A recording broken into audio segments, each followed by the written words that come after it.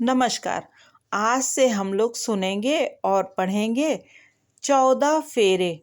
श्रीमती गौरा पंत शिवानी जी का ये एक बहुत ही प्रसिद्ध उपन्यास है और बड़ी होती हुई हम सब लड़कियों का ये फेवरेट उपन्यास था।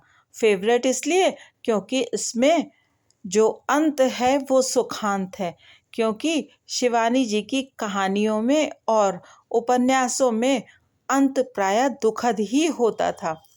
और ये अंत सुखद कैसे हुआ, इसके बारे में उनकी पुत्री मृणाल पांडे जी ने बताया है कि उनकी यूनिवर्सिटी की सभी लड़कियां चाहती थी कि उपन्यास का अंत सुखद हो, किंतु जब उन लोगों ने शिवानी जी से रिक्वेस्ट करी तो शिवानी जी ने कहा, उन छोकरियों के कहने से मैं अपने उपन्यास का ढांचा क्यों बदलूं?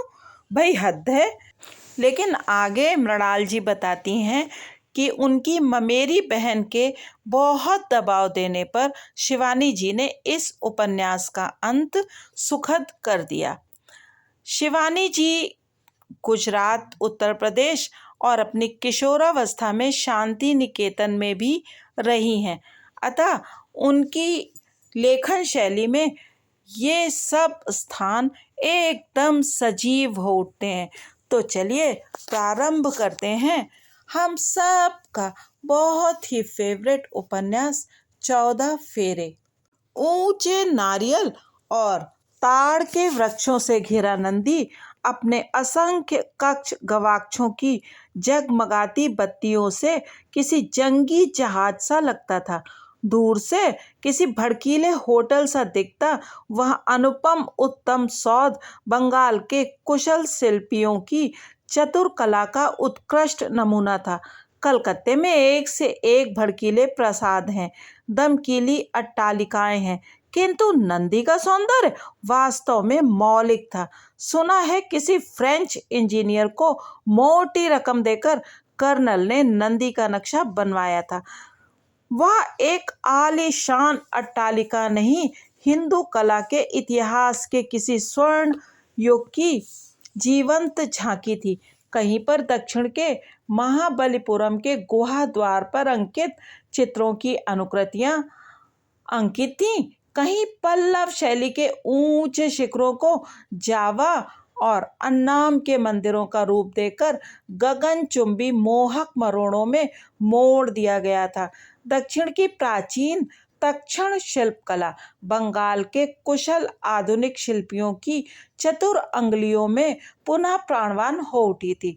कला मर्मज्ञ पांडे ने रंगीन पत्थरों को जोड़ जोड़ कर ऐसे अनूठे मेहराब और कंगूरे बनवा दिए थे कि 16वीं शताब्दी की भवन निर्माण कला भी फीकी पड़ जाती थी। एक खुले प्रकोष्ठ में एक छोटा सा कमरा था, जिसमें चारों ओर जाली की झिलमिल खिड़कियां थीं और पूरा फर्श मोज़ेक का था। उसी फर्श और दीवारों की खिल्ली सी उड़ाती एक कोने में काठ की एक छोटी सी चौकी पड़ी थी। उस पर लाल कपड़े से ढकी एक रामायण गृह स्वामिनी की स्मृति चिन्ह बनकर रह गई थी। कमरा उस राजप्रसाद की गृह स्वामिनी का था, जो अपने राजसी वैभव को स्वेच्छा से ठुकराकर बद्रीनाथ के किसी गहन कंदरा में जाकर वैराग्य साधना में खो गई थी। विलास के जिस कक्ष में वैराग्य का प्रवेश सर्वथा निषिद्ध था, वहां कहां से आकर वैराग्य ने उसे गिद्ध की तरह झपट कर दबोच लिया, यह एक आश्चर्यजनक व्यापार ही था। एक दिन वह स्वयं ही अपने वैभव से ऊब कर चली गई थी। एक पत्र वह पति के लिए छोड़ गई थी। गुरुदेव अब 80 साल के हो चुके हैं, आपकी सेवा यथेष्ट कर ली, फिर आपकी सेवा करने वाले बहुत हैं, गुरु के चरणों में रहकर ही दिन काट लूंगी। ऐसी तैसी साले गुरु की, कर्नल ने क्रोध से दांत पीसकर कहा था और चिट्ठी फाड़कर फेंक दी थी। उसकी सेवा करने वाले कौन थे और किस पर नंदी ने चोट की थी वह समझ गया, पर उसे किसी का भय नहीं था। ना फिर कर्नल ने पत्नी को बुलाने का कोई प्रयत्न किया, ना वह स्वयं ही लौटकर आई। बात धीरे धीरे आई गई हो गई। केवल उस अट्टालिका के नाम के साथ ही गृह स्वामिनी की स्मृति अवशिष्ट रह गई। नंदी के विराट बावर्ची खाने में दिन रात दावतों का आयोजन पूर्ववत होने लगा। संयम की शिला किसी सैलाब में डूबकर रह गई थी। विवेक स्तंभ ढह गया था। अब गृह का प्रत्येक सदस्य पूर्ण रूप से स्वतंत्र था। महाराज अपने दाल के कटोरे में जी भरकर घी उड़ेल अपने सूखे शरीर की श्वास वृद्धि कर सकता था। बावर्ची पूरा मुर्ग अपने घर भिजवा सकता था। धोबी जितनी चाहे उतनी कमीजें धुलाई में पार कर सकता था। आए दिन मेहमानों की बाढ़ आने लगी। दरिद्र आत्मीय स्वजन दामन फैलाकर हाथा घेरने लगे। कर्नल कुमायूं का आगा खान था, दरिद्र विधवाओं का कल्पतरु। कर्नल के नाम के पीछे किसी फौजी ओहदे का वैभव नहीं था। झूठ के व्यवसायी कर्नल का नाम केवल उसकी 6 फुटी विराट देह के बूते पर ही पड़ गया था। कोई ऐसा व्यवसाय नहीं था जिसकी डोर कर्नल के हाथ में नहीं थी। उसके पिता जज थे और माता थी संस्कृत के प्रकांड विद्वान शास्त्री रामेश्वर जी की पुत्री। उन्हें स्वयं ज्योतिष का ऐसा विलक्षण ज्ञान था कि दूर दूर से लोग उनसे अपना वर्षफल बनवाने आया करते थे। पुत्र की प्राप्ति उन्हें शिव जी की आराधना से हुई थी। इसी से पुत्र का नाम धरा गया शिवदत्त। जज साहब के एक ही संतान हुई। इसी से बड़े लाड़ प्यार से लालन पालन होने लगा। जज साहब स्वयं पहाड़ के कमेटी स्कूलों में ही वर्ण पाठ के साथ साथ माँ बाप की गालियों का पाठ पढ़कर बड़े हुए थे। पहाड़ी मास्टरों के लिए उन्होंने गांजे की गोलियां और सुरती का मसाला जुटाया था। 7वीं कक्षा में पहुंचते ही सिगरेट की अमृत स्वरूपी फूंक का रसास्वादन किया था। इसी से चाहते थे कि पुत्र नैनीताल के साहबी स्कूल में शिक्षा प्राप्त करे, जहां काले झब्बेदार लबादे पहने आयरिश ब्रदर समृद्ध पिताओं के भाग्यवान पुत्रों को चाबुक से चमड़ी उधेड़कर अंग्रेजी अदब कायदे सिखाते थे। फीस बड़ी तगड़ी थी, पर जाड़ों की छुट्टियों में शिवदत्त स्कूल के ब्लेजर में चमकता घर आता तो जज साहब का सीना गर्व से तन जाता। किसी तरह लड़का सीनियर कैम्ब्रिज पास कर ले, फिर विलायत भेज दूंगा, जज साहब अपने मित्रों से कहते। पर पुत्र को विलायत भेजने का स्वप्न साकार नहीं हो पाया। कुमायूं तब सनातनी संस्कारों की जटिल बेड़ियों में जकड़ा था। एक साहसी कुमाऊनी तरुण जापान भाग गया था और उसकी विदेश यात्रा से क्षुब्ध होकर कुमायूं के महापंडितों ने उसके पूरे परिवार को जातिच्युत कर दिया था। जज साहब के वृद्ध पिता जीवित थे। शिवदत्त को इंटर कराने के पश्चात इलाहाबाद भेज दिया गया। साथ में एक ब्राह्मण रसोइया भी गया। संध्या पूजन के नियमों को निभाता शिवदत्त एमए कर वकालत पढ़ने लगा। इसी बीच शिवदत्त के भाग्य ने पलटा खाया। कुमायूं के कमिश्नरों से जज साहब के पूर्व पुरुषों की मैत्री का क्रम चला आ रहा था। ट्रेल से लेकर रामजे तक उनके परिवार के परम हितैषी मित्र रह चुके थे। एक दिन कमिश्नर साहब ने तरुण शिवदत्त को देखा और जज साहब से कहा, पांडे क्यों वकालत पढ़ाकर बेटे का जीवन बिगाड़ रहे हो? देखते नहीं लड़का व्यवसाय में लगाने से चमक उठेगा। कलकत्ते का विल्सन मेरा मित्र है, एक चिट्ठी लिख देता हूँ, तुम्हारे लड़के को बना देगा। उन दिनों किसी उच्च पदस्थ अंग्रेज अफसर की चिट्ठी सोने की चिड़िया होती थी। विल्सन ने कर्नल को देखा, परखा और पहचान लिया। पटसन का व्यवसायी लखपति विल्सन मानव हृदय का अद्भुत जौहरी था। यदि कर्नल अयोग्य होता तो उसे ठोकर मारकर दूर फेंकने में उसे तनिक भी संकोच ना होता, चाहे वह उसके अंतरंग मित्र का तोहफा ही क्यों ना हो।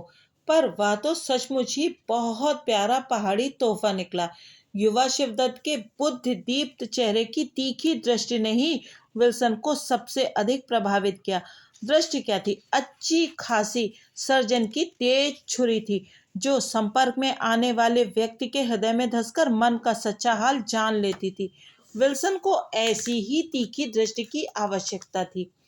भारतीयों के जटिल हृदयों की गुत्थी सुलझाने के लिए एक ऐसे ही सजग चाणक्य की खोज थी उसे। विल्सन के अधिकांश मातहत बंगाली थे और प्रायः सब के सब आवश्यकता से अधिक बोलते थे। कर्नल का मित भाषण ही विल्सन की दृष्टि में उसका सबसे बड़ा गुण था। कर्नल एक रहस्यमय चुप्पी के आवरण में डूबा रहता और वह बोलता तो प्रत्येक शब्द को विवेक के तराजू में तौलकर।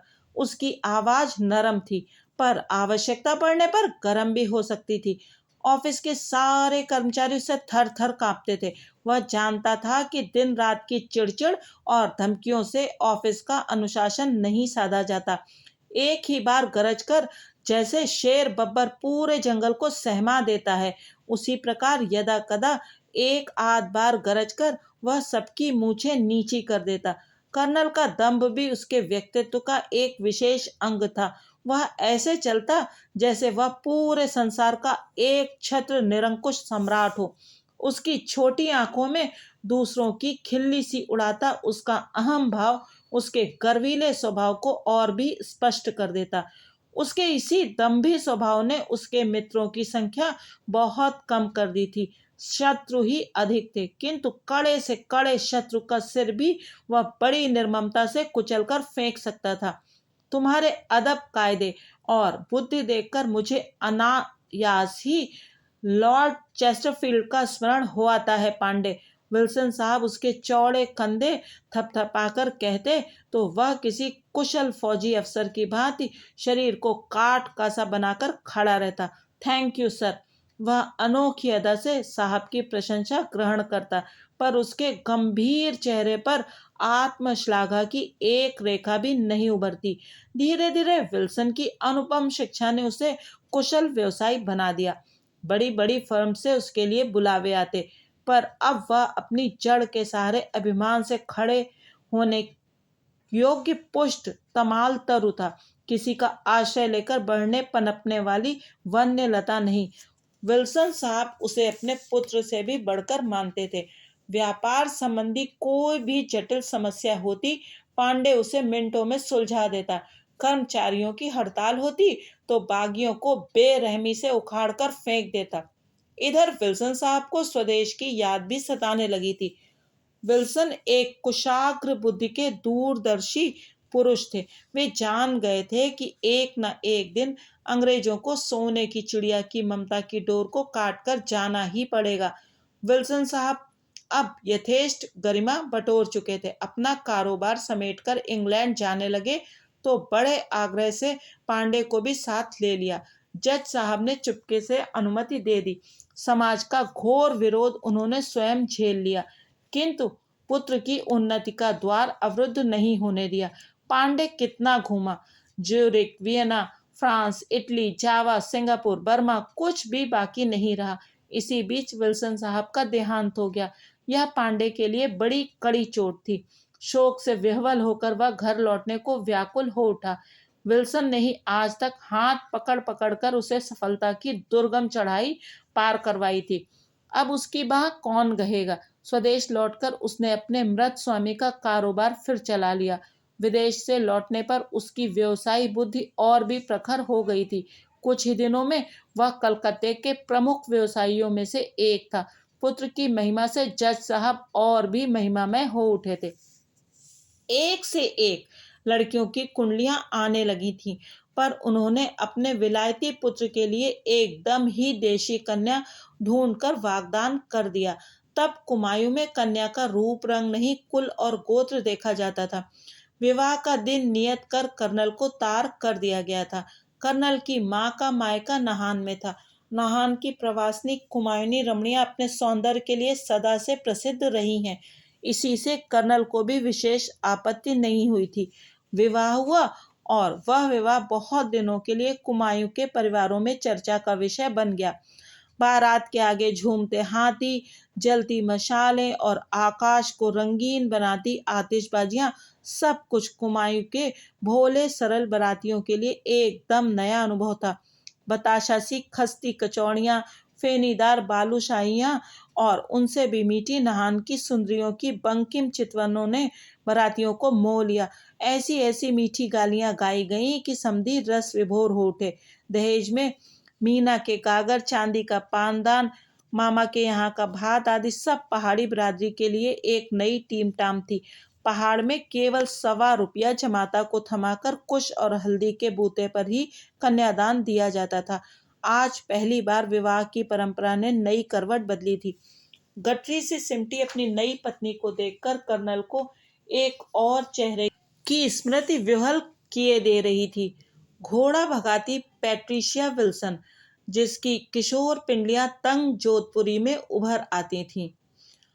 स्पोर्ट ब्लाउज से झांकता उन्मुक्त यौवन, नीले समुद्र सी उदार आंखें और कंधे पर झूलता काश कुछ सा बालों का गुच्छा। विल्सन साहब ने जानबूझकर कितनी बार दोनों को अवसर दिया था। इटली के नीलाकाश के नीचे मिस्र के पिरामिड के साय में पैट्रिशिया का सौंदर्य उसे क्लियोपेट्रा की ही भांति चुनौती दे उठा था। क्षण भर को पागल बना दिया उसे उस मादक दृष्टि ने, पर कुल की मर्यादा और समाज का अंकुश उसे सर्वदा जागरूक रखता।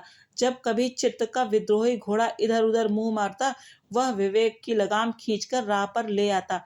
अपनी दोगली संतान को मां की गोदी में डालकर क्या वह उसे सुखी बना सकेगा? पैट्रिशिया विल्सन का सौंदर्य घोड़े की पीठ, ब्रिज की मेज, नाचघर या अपने पिता के साहबी बंगले ही में खिल सकता था। उसके चिलम फूंकते बूढ़े पितामह उनकी टल्ले लगी धोती को उनके जज पुत्र की महिमा भी नहीं बदल सकी। पैट्रिशिया क्या बदल सकती? उसके क्रोधी दुर्वासा से पितामह चिलम ठंडी हो जाने पर अपनी बहुओं को कैसी करदे गालियां दे डालते थे। ओरी पात्रों, क्या तुम्हारी माएँ भी तुम्हारे खस्मों की कचहरी में चली गईं, जो आज ससुर की चिलम का भी ध्यान नहीं रहा? मुंह में आंचल ठूंस कर हंसी रोकती घर की बहुएं हंस खेल कर ही क्रोधी पितामह के अग्निबाण सह लेती थी। पर पैट्रिशिया क्या ऐसा कर सकती थी? पैट्रिशिया विल्सन अपने सुनहले यौवन को कर्नल के कुल के घूंघट की परिधि में कभी नहीं बांध पाती। हृदय पर पत्थर रखकर कर्नल उसे भूल गया था। विवाह कर कर्नल अकेले ही कलकत्ता लौट आया। बहू को साथ ले जाने की धृष्टता तब कुमायूं का तरुण नहीं कर सकता था। पुत्र बहू को सास और ससुर की सेवा के लिए ब्याह कर लाता था, प्रणय निवेदन की सार्थकता के लिए नहीं। नंदी गोरी थी, शरीर की गठन भी सुंदर थी, पर फिर भी चेहरे पर लावण्य नहीं था। एक रूखा स्वभाव पूरे चेहरे पर फैला रहता था। कर्नल चला गया और नंदी परिवार के विशाल जहाज में खलासी की तरह जोत दी गई। जाड़े आते और झर झर कर आकाश से बर्फ रुई सी धुनकर पत्थरों की ढालू छतों पर बिखर जाती। सेब, अखरोट और दाड़िम की हरी हरी पत्तियां सूख सूख कर झड़ जाती। कोई उनके सूखे ठूंठ देखकर नहीं कह सकता था कि वे ही सूखे ठूंठ कभी फलों के बाहर से दोहरे होकर लद जाएंगे। ऐसी ही बर्फ नंदी के यौवन पर भी गिर गिर कर जमने लगी। नित्य का बंधा काम वह निभाती जाती। कई जोड़ी चचिया ददिया सासों की सेवा का उसे अभ्यास हो गया था। जिस दिन पितामह की सधी गालियों की बौछार नहीं होती, उसे वह दिन अधूरा सा ही लगता। मंझली सास को चाय में अदरक डालकर भरा गिलास कमरे में ही पहुंचाना होता। बूढ़े पितामह की चिलम के इंजन में निरंतर कोयला झोंकने का काम भी उसी के जिम्मे था। स्वयं जज साहब को नहान की बहू के गुदगुदे हाथों की डली रोटी में स्वाद आता था। नहान की बहू ऐसी दिया थी कि जिसकी जगमगाती जोत से घर भर में उजाला था। अगर अंधेरा था तो केवल उसी दिए तले। वर्ष में एक बार कर्नल घर आता, पर नंदी को अपने नाना कार्य निपटाते अबेर हो जाती। जब वह पति के कमरे में पहुंचती तो कर्नल उसे झिड़कियों से चीर कर रख देता। हद है, लगता है तुम्हें घर के खूसट बूढ़े और बूढ़ियों से ही मोहब्बत है, रात भी वहीं बिता आती। सहम कर नंदी सिसक उठती। वर्ष भर के उपालम रोबीले पति की एक ही धमकी से उड़ जाते। अरसिक कर्नल का प्रणय निवेदन भी उसकी शुष्क धमकी सा ही रहता। दिए की बत्ती को फूकने में यक्ष पत्नी की जिस अनुपम सौंदर्यमयी भाव भंगिमा का कालिदास जी ने वर्णन किया है, वह शायद नंदी में भी रहा होगा, किंतु कर्नल की आंखें उसके उस सौंदर्य पक्ष को नहीं देख पाती। वह तो यही जानता था कि लकड़ी और कंडे के बदबूदार धुएं में लिपटी उसकी पत्नी एक सुगृहिणी थी, किंतु कुशल प्रेमिका नहीं। उधर पति के निर्लज्ज प्रणयालाप से ऊबकर नंदी कभी कभी कानों में अंगुली धर लेती। हाय राम, कैसी छिछोरी बातें बकता रहता था रात भर। दिन में जिसके गंभीर चेहरे के आवरण को चीरकर हंसी की विद्युत छटा सी भी नहीं दिखती थी, रात को वही संयमी पति अत्यंत असंयमित आचरण कर बैठता था। कर्नल अपनी बर्फ की शिल सी ठंडी पत्नी पर कभी कभी ऐसा उबल जाता कि छुट्टी शेष होने से पूर्व ही स्वयं छुट्टी की छुट्टी कर देता और कलकत्ते भाग जाता। इसी तरह कर्नल के वैवाहिक जीवन में भी धीरे धीरे विष घुलता गया और उसने घर आना भी बहुत कम कर दिया। तार से उसे पुत्री के जन्म का समाचार मिला, तब भी घर नहीं गया। नंदी ने चचेरे देवर के पास में बैठकर ही सृष्टि पूजन किया तो उसकी आंखें घूंघट के भीतर ही छलक उठी। पंडित के मंत्रों के बीच उग्र पितामह की गालियों का क्रम चालू था। शिबिया के पल्ले नहान की परदेशिन पड़ी। अपने कुमाऊं की छोरी होती तो पहलौटी ही में दन्न से बेटा जनती। हरदत्त की बहू का पहलौटी लड़का, देवदत्त के भी छोकरा ही हुआ। मेरे भी शिबिया का बाप और उसकी बहू के भी लड़का। इस साली ने खानदान की रीत बिगाड़ दी। पहले ही पल छेड़ी। देखता हूँ हरवंश का पाठ कराना होगा, पर हरवंश का पाठ बेचारे नहीं करा सके। बीच ही में एक दिन नहान की बहू को माँ की एक भद्दी गाली देकर उठे कि चकरा कर गिर पड़े और फिर नहीं उठे। पुण्यात्मा लोग राम का नाम लेकर चोला छोड़ते हैं। बूढ़ा मरा भी तो माँ की गाली देकर। घर की पुरानी मुफट नौकरानी ने कहा।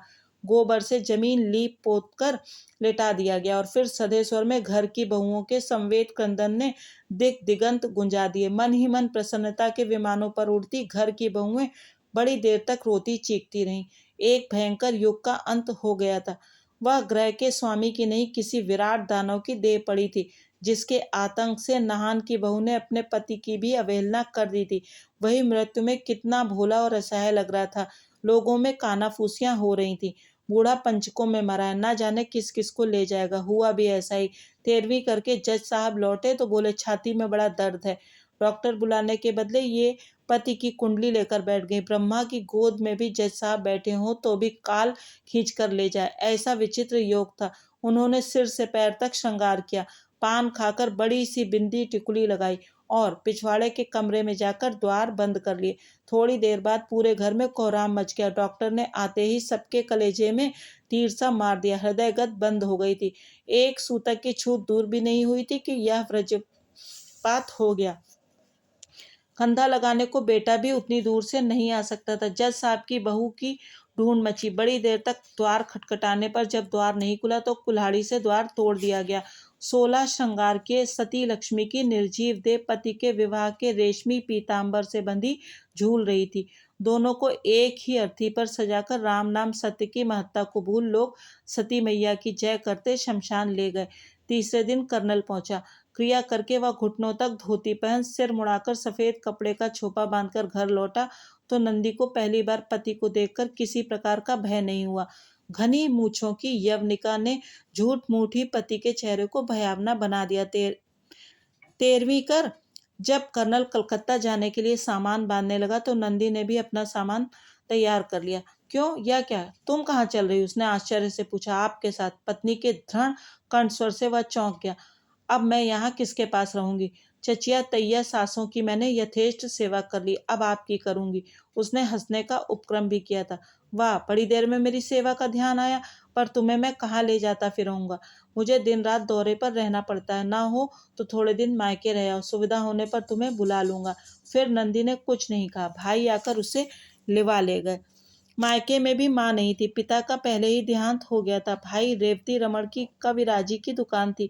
घर के रईस थे, इसी से बहन को अपने पास रखने में उन्हें कोई आपत्ति नहीं थी। पहले पहल मायके में नंदी का भव्य स्वागत हुआ। भाभी ने ऊपर का कमरा खोल दिया, बच्ची को मालिश करने के लिए नाइन लगवा दी। पर जब वर्ष में एक बार भी कर्नल ने पत्नी पुत्री की कोई खोज खबर नहीं ली तो भाभी ने पैतरा बदल लिया। प्रायः ही ननद भाभी में चकचक चलने लगी। रेवती रमण सरल स्वभाव के धर्मभीरू व्यक्ति थे।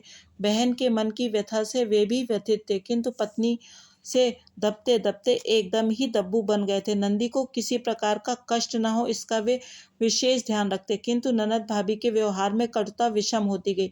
नंदी भाभी के कटु व्यवहार को देखकर अवाक थी। जिस मायके के आंगन और देहरी की परिधि में उसने ही पहले एक अपरिचित किशोरी को अपना बनाकर हृदय से लगा लिया था, वही आज ग्रह की स्वामिनी बनकर उस पर शासन करना चाहती थी। 15 वर्ष तक जिस कमरे में नंदी का एक छत्र राज था, वहां भाभी की बहन दुल्लो रहती थी। उसकी बुलबुल बाटी, पट्ट पैंचे की तंग सलवार, कसी कसी कमीज और नायलॉन का दुपट्टा, सब कुछ देखकर नंदी सिर से पैर तक जल भुन जाती थी। कॉलेज ही में पढ़ती है तो क्या हो गया? ठस सक तो ऐसे दिखाती है जैसे वह नंदी के बाप का नहीं, उसी के बाप का घर हो। भाभी के साथ नंदी का चौथा वर्ष चल रहा था। अहिल्या मामा की आंख की पुतली थी, पर मामी की आंख का काटा। इसका एक कारण और भी था। रेवती रमण के 2 पुत्र और एक पुत्री थी, किंतु विधाता ने तीनों को ही सौंदर्य दान में कृपणता दिखलाई थी। दोनों लड़के हकलाते थे और एक साथ ही दोनों को माता निकली थी। भयानक यंत्रणा देकर माता शांत हुई थी, किंतु दोनों के चेहरे की बलि लेकर लगता था निशान बनाकर ही रोग ने निरीह चेहरों पर चांद मारी सी कर छेद दिया था। लड़की गोरी थी, पर जन्म से ही गूंगी और बहरी होने से चेहरा वज्र मूर्खा का ही था। नंदी की अहिल्या गुलाब की कली थी, गोरा नहानी रंग, काले भवरे सी पुतलियां और 8 अंगुल का चमकता माथा, ऊन की नाना रंग के फुंदे लगी टोपी और गुलाबी हरे फूहड़ से रंगों की मिलावट से बुना स्वेटर भी उसके सौंदर्य को नहीं ढांप सकता। नंदी की भाभी अपने कुत्सित बच्चों के चेहरे से उस सलोने चेहरे का मिलान करती और सारी भड़ास नंदी के मत्थे निकालती। सांड जैसा खबीस अपने बीवी बच्चों की भी सुध न ले तो थोड़ी है साले पर। सुना सुना कर वह कहती, यहाँ कौन सी आमदनी है? मालती, बसंत, कुसुम, माकर, हिंगाष्टक यही सब बेच बाच कर धेला पाई मिला तो बनिए के पैसे चुकाए। ऐसे दलिद्रों के पल्ले बांध दिया। मेरे मायके में मरी 20-20 भैंसें बंधी थी। नंदी भी नहले पर दहला थी। किसे सुना रही हो भाभी? वह दिन भूल गई जब तुम्हारे भैया को बाबूजी ने गरम कोट सिलवा दिया था। ठंड के मारे थर थर कांपते इसी दरवाजे पर तुम्हें लिवाने लुरबुरिया से खड़े हो गए थे। ऐसी 20-20 भैंसें बांधने वाले हमने बहुत देखे हैं। कर्कशा सावित्री की क्रोधाग्नि में घी की धारा पड़ जाती। एक ही धोती पहनकर वह चौके से बाहर निकल आती। कोई ना कोई बात तो हुई ही होगी जो खसम ने दूध की मक्खी सा फेंक दिया। ऐसी ही शर्म थी तो भाई की छाती पर मूंग दलने क्यों आ गई? खाने को तो 2.5 सेर खाती हो, 1.25 सेर दूध तो तुम्हारी बिटिया पीवे है, उस पर नखरे देखो मुई के। हाय भैया, मुझे लवंगादि चूर्ण ला दो, च्यवनप्राश ला दो, बड़ी कमजोरी हो गई है। हमें लूट कर मोटा रही हो बीबी, क्यों भाई भाभी का धुआं देखती हो? इसी बीच दोनों बेटे और गूंगी बेटी खाना मांगने लगे। ले धमाधम सावित्री ने उन्हें ही कूट दिया। चींची पे पे से सारा मोहल्ला गूंज उठा। आसपास के पड़ोसियों को बहुत दिनों से ऐसी बढ़िया नौटंकी देखने को नहीं मिली थी। वे क्यों चूकते? रेवती रमण दुकान से लौटे तो चूल्हे में पानी पड़ा था। बहुत सारे पानी ने बहकर मिट्टी पुते चौके में कीचड़ ही कीचड़ कर दिया था। खुली दाल पर सहस्त्रों मक्खियां जुटी थीं। आटा गूंथ कर परात दूर पटक दी गई थी। चिमटा एक और पड़ा था, सणसी दूसरी ओर। चौका नहीं, जैसे पानीपत का युद्ध क्षेत्र था। यह वही चौका था जहां उसकी स्नेहमयी जननी नाना व्यंजन परसकर दोनों भाई बहनों को एक साथ खिलाती थी। यह वही नंदी थी जिसके ब्याह के दिन वह फूट फूट कर रोया था। आज कलह ने ग्रह की श्री छीन ली थी। वह दबे पैरों से पत्नी के कमरे में गया। वह सांकल भिड़ाकर बंद थी। बहन के कमरे में झांका तो उसकी आंखें भर आईं। रूखी लटों को हाथ से हटाती नंदी अहिल्या को सुला रही थी। चेहरा सूखा था, होठों पर पपड़ियां जमी थी, साड़ी मैली थी, न बालों में तेल था न माथे पर बिंदी। नंदी, रेवती रमण ने बढ़कर उसके कंधे पर हाथ रखा तो वह फूट फूट कर रोने लगी। माँ के रोने से अबोध अहिल्या जाग गई और मामा की गोद में जाने को मचलने लगी। भैया, मुझे आज ही कलकत्ते पहुंचा दीजिए, अब मैं यहाँ नहीं रहूंगी। नंदी का शरीर सिसकियों से कांप रहा था। बहुत सोच विचार के बाद रेवती रमण ने यही स्थिर किया कि जैसे भी हो बहन को उसके पति के पास पहुंचाना ही होगा। वह बहनोई के दोनों पांव पकड़कर समझाएगा। आखिर ऐसा क्या दोष है उसकी बहन में? वह पढ़ी लिखी नहीं है, यही ना? पर क्या वे जज साहब को पहले ही नहीं लिख चुके थे कि नंदी केवल कक्षा 4 तक ही पढ़ी है? अहिल्या को लेकर नंदी स्टेशन से अकेले ही अपने पति गृह जाने की जिद पर अड़ गई। जैसे भी हो, वह भाई के सम्मुख अपना अपमान नहीं देख सकेगी। पत्नी ने यदि स्वीकार नहीं किया तो वह भागकर हुगली नदी में कूद जाएगी। भाई ने बहुत समझाया पर उसने एक न सुनी। बहन के जिद्दी स्वभाव को वे जानते थे। नन्ही भांजी को चूमकर उन्होंने सामान रिक्शा में रखवाया और नंदी अकेली ही पुत्री को लेकर चल पड़ी। आगे की कथा अगले अंक में। धन्यवाद।